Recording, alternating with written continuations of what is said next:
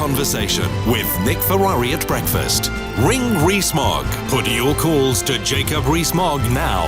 0345 6060 973. This is LBC. Good morning to you. 3 minutes after 9 on Monday, July the 8th. It is Ring Rees-Mogg, and it really does feel like having a colleague in the studio taking your calls, because Jacob Rees-Mogg now presents his show here on LBC, so it's not like having a senior politician, although, of course, he is a senior politician. Very junior politician, but your kind. Not at all. It's like having a colleague, so it's great to welcome you alongside me here at the crease as we're about to open the batting. Jacob Rees-Mogg, before we take the first call, and it's going to be Kim in Somerset, appropriate enough. Kim, hold your horses, we're coming to you. Thought of you when I saw the Times newspaper this morning. Boris Johnson heading for a showdown with dozens of Conservative MPs as they plot to stop him delivering a no-deal Brexit. It says here, if he wins the party's leadership race, all the polling seems to indicate Mr Johnson will triumph in that. But what of these who are already, it would appear, uniting against him? Jacob Rees-Mogg. Well, first of all, thank you for your very generous introduction. Nobody compares with your quality of broadcasting. So I'm sort of a humble chatterer compared to your expertise. Anyway, the issue here is that there are a number of people in the Conservative Party who are deeply opposed to leaving the European Union full stop. Forget about whether it's with or without a deal. They don't want to leave, and they've been trying to stop the referendum result taking effect for some time, and they're led by people like Dominic Grieve and Ken Clarke. And they're trying to frustrate a democratic decision, and indeed some of them, though not all of them, ignoring what they stood for election on in 2017. And yes, they will try to stop us leaving without a deal, and there are two ways in which they can do that. They can do it by a vote of no confidence in the government.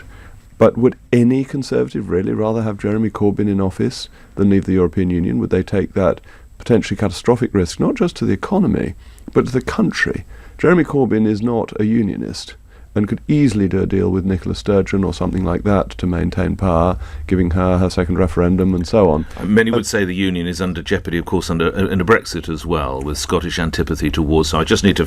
You can make that point, but yeah. I'll happily come back to that, because actually I think it strengthens the union. So there's the the vote of no confidence route, or there's the revocation route. Yeah. And of course a law could be passed revoking the Article 50 Act and the Withdrawal Act, but that seems extremely unlikely because the Labour Party is so torn on Brexit because over 400 seats had a Leave majority, and Labour MPs, particularly in the north of England, would be having to say to their constituents, we're not doing what you say. So these 30 can huff and puff, but the law is in place for us to leave unless they go for a vote of no confidence or a revocation, both of which I think are unlikely. Briefly on the union.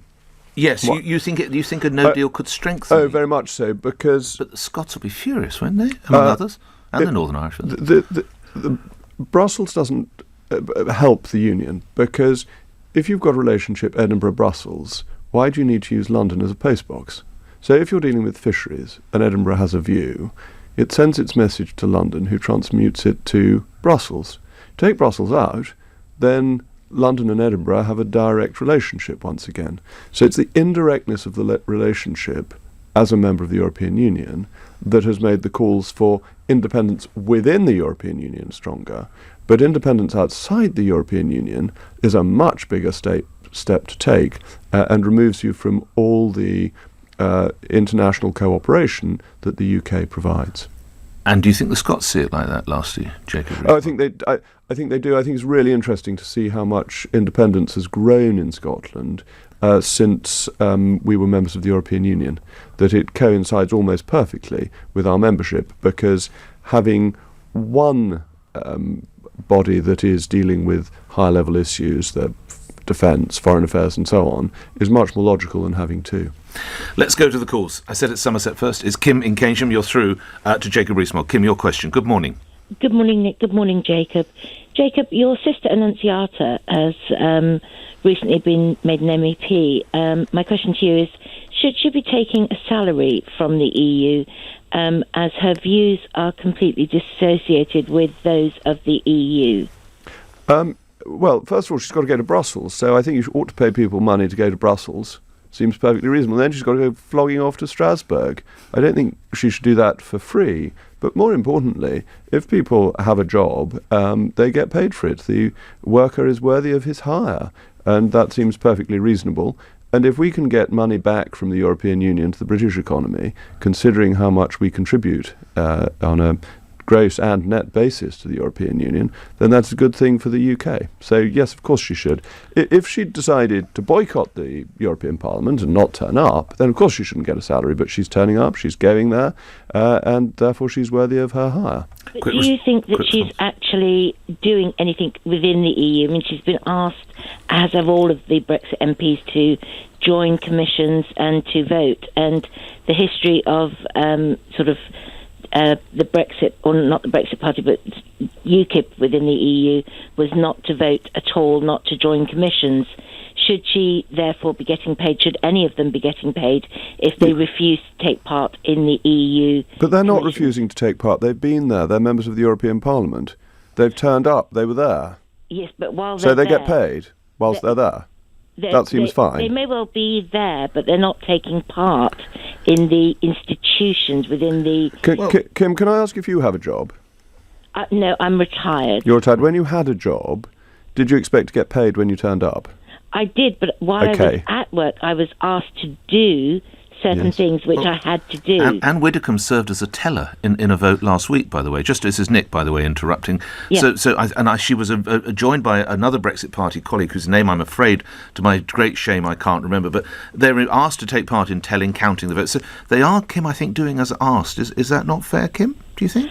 Well, if they are, but I mean, I read on the EU Commission report that comes out from the EU each week, that several of the MEPs from Brexit were asked to join various commissions, and they all turned them down. Well, MEPs don't have to do what they're told by the Commission. They don't work for the Commission, they work for British voters, and British voters want to leave the European Union, not strengthen the Commission's work.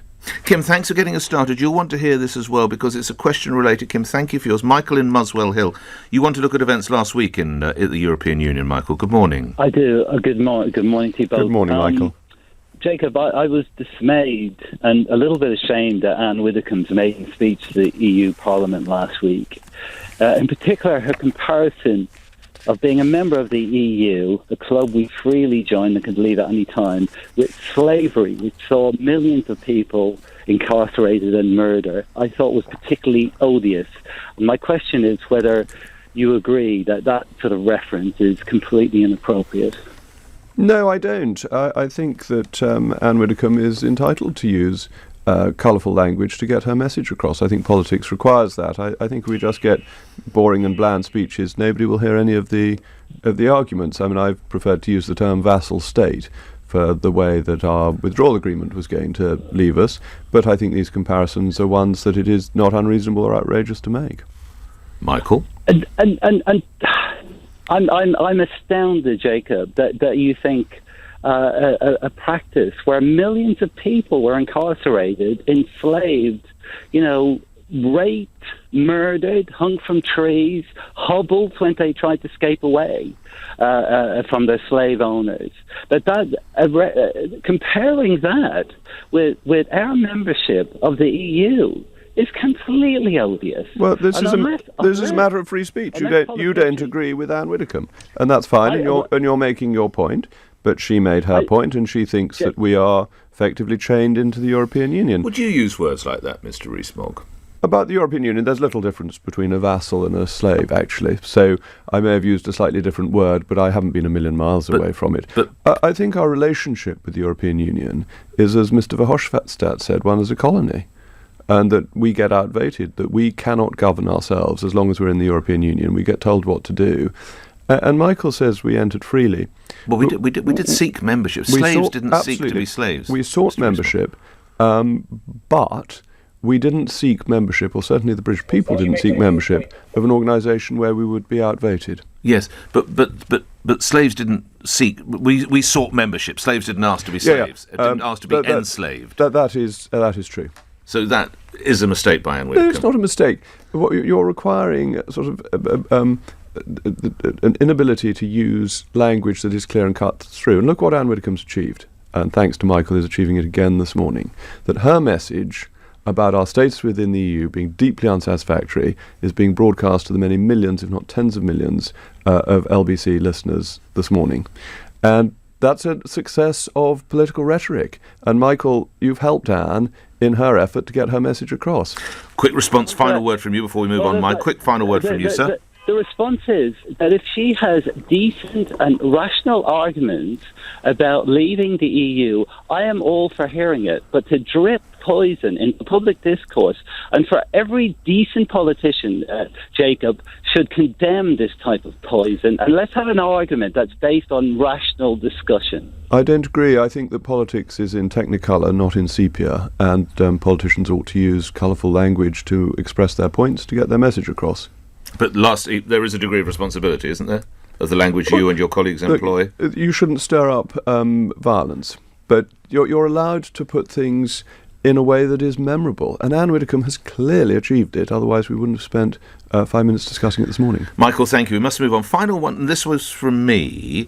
Had you been one of the MEPs and the ode to joy had been struck up, would you have turned your back on it? Goodness me, two. I don't think I've ever had two Rs. I get the occasional but I don't think I've had a double I would never like to say that my sister is wrong. But you wouldn't have done it.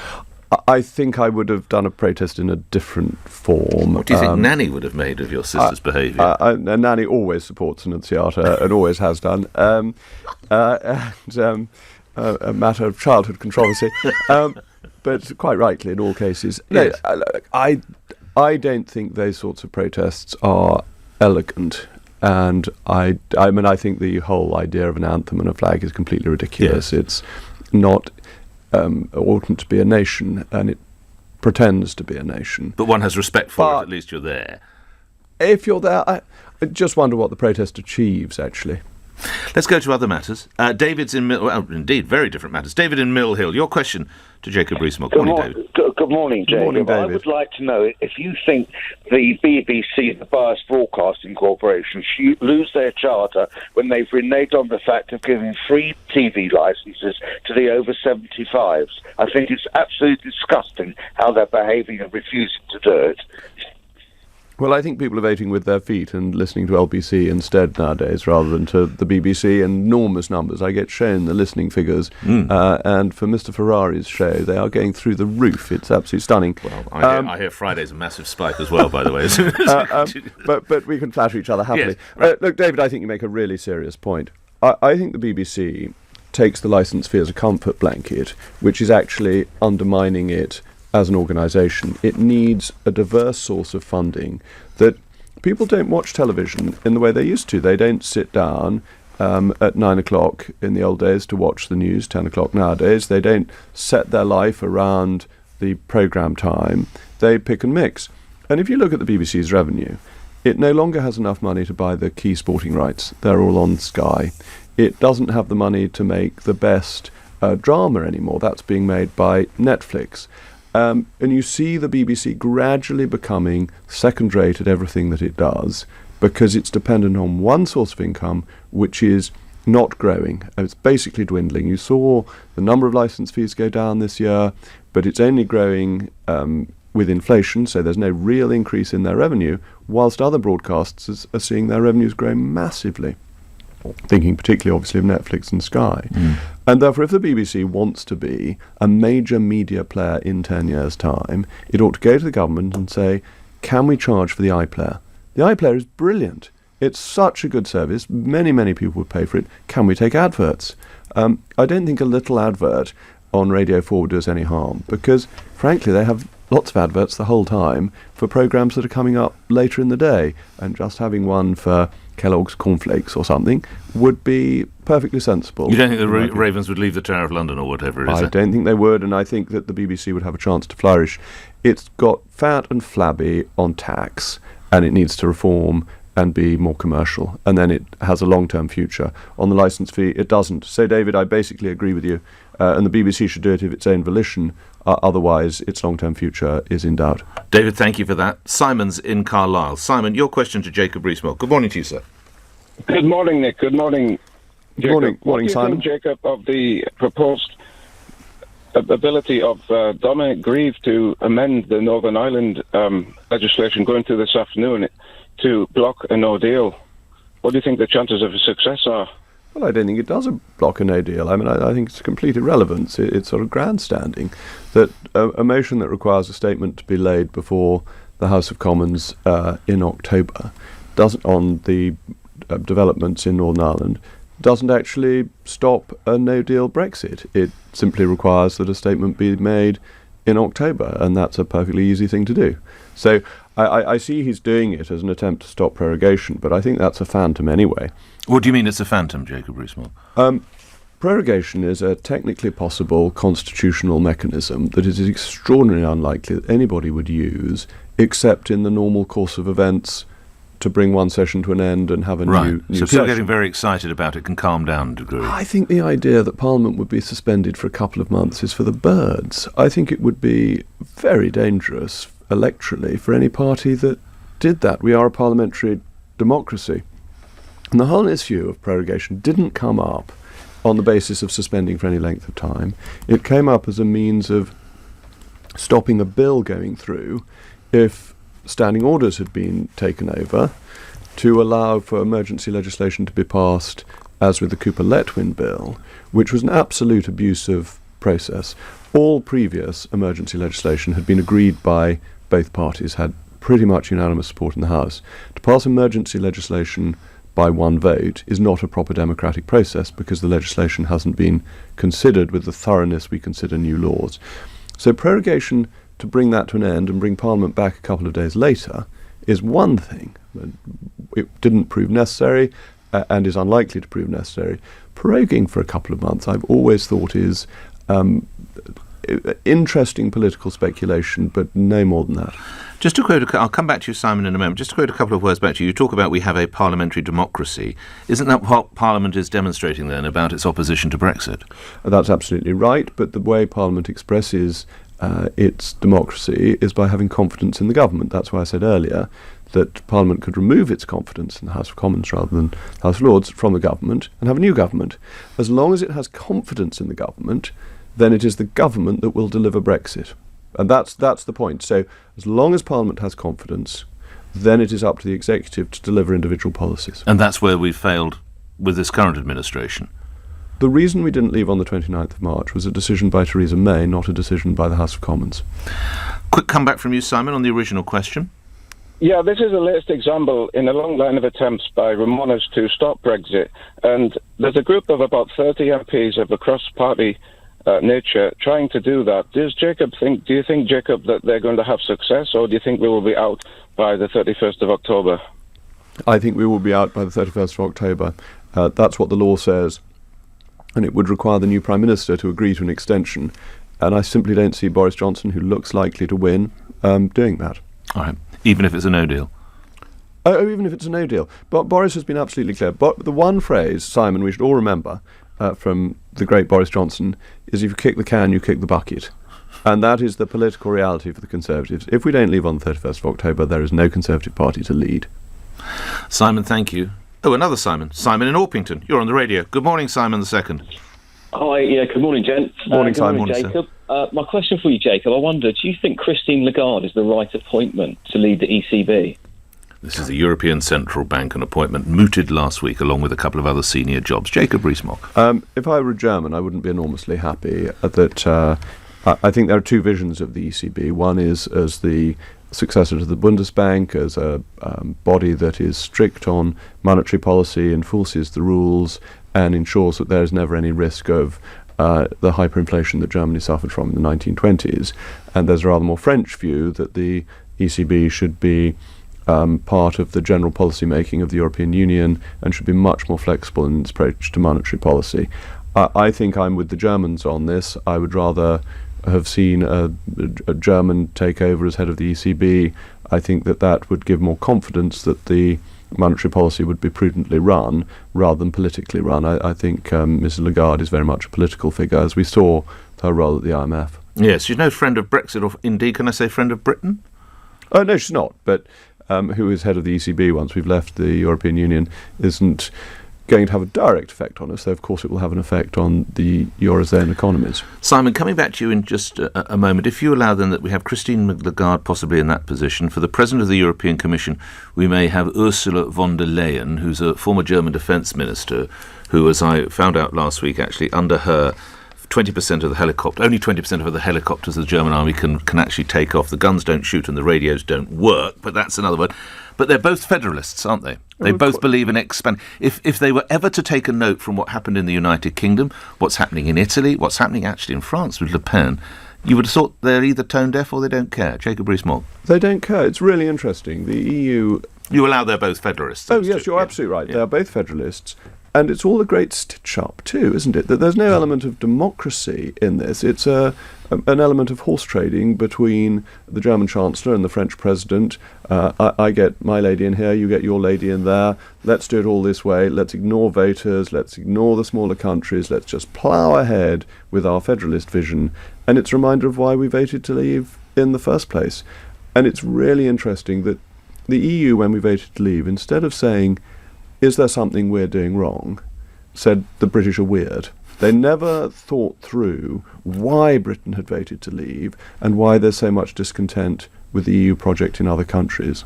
And I think they are sowing the seeds of the failure of the enterprise by this degree of arrogance and high-handedness. Quick return for you, Simon. Yeah, I think on Christine Lagarde, it's a bit concerning that you've got somebody with a criminal conviction for negligence running the bank. And on the wider point of the new nominations, there seems to be a strange quietness from Remainers. I don't know if she was actually... was she actually convicted? I think she was cleared in the end. I think she was cleared. She was less than forthright. I just need to tidy this up. And she was looking at something that would have been around 12 months. And a subsequent inquiry suggested that she had been negligent. But I don't think she was ever convicted of anything. Had she been, she would have possibly faced imprisonment. So, yes, it would appear that she was negligent. Yes, she certainly did anything but to execute her duties professionally, but we just need to say on the right side of the law. Final word from you, Simon, if you would. OK, well, I think that needs further looking into, because my understanding is she did have a criminal conviction. I'm looking at here online. She approved an award of... Well, we're getting it to... This is to the businessman for the disputed sale of firms. She was found guilty of negligence without any punishment from a French court. So there we are. We have tidied it up. OK, yes, so they didn't punish her, but she was still found guilty. Well, they made sure not to punish her. Yeah. Yeah. Okay, we've managed that. Okay, Simon, thank you very much for that. Just before we move away from European matters, we're coming to a domestic question. Thanks, Simon. Your view on the Greek elections and what that means, moving possibly away from austerity and rather more to the right or centre-right? The problem with elections in Greece is that they get elected on a promise to move away from austerity, and then the European Union tells them they've got to stick with austerity. And I know they're proposing tax cuts and supply-side reforms, but they're in the hands of the EU, as the previous government found. They couldn't deliver on their promises because democracy gets overruled by the panjandrums of the European Union. So what will we see happening? Promises that can't be kept? Promises that can't be kept, I would have thought, yes. Okay. As in Italy, that they're finding it very difficult to keep their promises there, that the EU is very powerful and quite bullying and doesn't believe in democracy. Barbara's in Pembrokeshire. In Swansea even. Barbara, you're on the radio. Good morning. Good morning, Nick. Yes, Barbara, your question. Hi, Jacob. Hello, Barbara. I'm just wanting to ask what it is or what it will take for some of your colleagues, should I say, in government to wake up, smell the coffee and realise that keep trying to block Brexit is going to have disastrous consequences. Well, Barbara, I think you're absolutely right. I agree with you. I think that people who are trying to block Brexit are treating the electorate with contempt. And they really never wanted to leave. That's the problem. And they lost the referendum to their great surprise. They never thought they would lose. Then they lost, and then they've been fighting a rearguard action ever since. And they stood, in Conservative case, on a manifesto that said no deal's better than a bad deal, and promising to deliver Brexit. And I think it is quite wrong of them to obstruct Brexit when they stood on such a manifesto, with one or two exceptions of people who said that they plan to do something else to their own voters. Barbara, thank you. The story of the day at the moment, Jacob Rees-Mogg, is this inquiry into the memos, cables, whatever you want, kind of emails sent from our man in Washington, Sir Kim Darroch. Some of your Conservative colleagues are saying that there needs to be an inquiry, and indeed, whoever the guilty party or parties are, there should be some kind of proceedings against them. Do you agree? Oh, it's a very serious matter, and yes, of course, there should be a proper inquiry, but leak inquiries very rarely work. And we saw with Gavin Williamson that they sometimes find a scapegoat anyway, so if it's done, it ought to be done in a way that is fair and proper. But my actual concern is not so much the leaks as some things that the ambassador was saying, things like there's no US domestic policy that has worked. And that's not right, that Donald Trump's tax cuts have been enormously successful and invigorated the US economy, something that we can learn from. And it does concern me that you're getting this sort of slightly standard Guardian reader view of what Donald Trump is doing. And that's the thing that would worry me, not that the ambassador writes frank memos, but that he's drunk the Guardian Kool-Aid. Is he allowed to describe the president? Well, is he allowed? Is it appropriate for him to describe the president as dysfunctional and inept? It's very unwise to do it in a document that may be made public. I note that in some instances these cables or emails are seen by hundreds of pairs of eyes. Surely it's the system that needs to be looked at. All businesses run. Well, a secret is not a secret, obviously, but as soon as you tell another person. If you have hundreds of sets of eyes reading something and you're talking about someone being dysfunctional, inept, or other matters, then you're really asking for trouble, aren't you? I think those sorts of words should be used purely in telegrams that are going to the Foreign Secretary or to the Prime Minister, who need a frank assessment of what is going on in other countries and not to be widely circulated. It can't be wise to allow hundreds of people to see things like this, if that is right. I don't know. No. Tom Tugendhat told me the number of people who might have seen this one, who might have seen this. We don't know. So should Sir Kim stay in role? I appreciate he's only there for a number of months. He's only there for a number of months. Look, it is our most important relationship. It's not in a great place with the President at the minute, is it? We had a very, very successful state visit, and the Queen has turned out to be a much better diplomat than people in the Foreign Office. But I think firing him would not be the right move when he's about to leave anyway. Okay. And lastly, as someone who cherishes, and I'm sure heralds as much business and commercial interest as you can, are you disappointed to see how many jobs have gone in the betting sector with William Hill as regards of the legislation by FOBTs brought in by your government, moving the minimum bet from £100 to £2? I supported the move on FOBTs, and you can't support a move and then repent the consequences.